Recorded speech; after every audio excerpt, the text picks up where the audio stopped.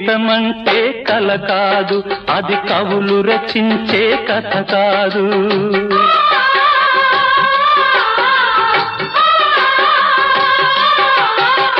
జీవితమంటే కల కాదు, అది కవులు రచించే కథ కాదు. కనుమరుగైనది సిరి కాదు, అది మనదని తలచుట సరికాదు. కుడి ఎడమైతే పొరపాటు లేదను నానుడి సత్యం కాదు, ఇది అందరికి అర్థం కాదు. ఓ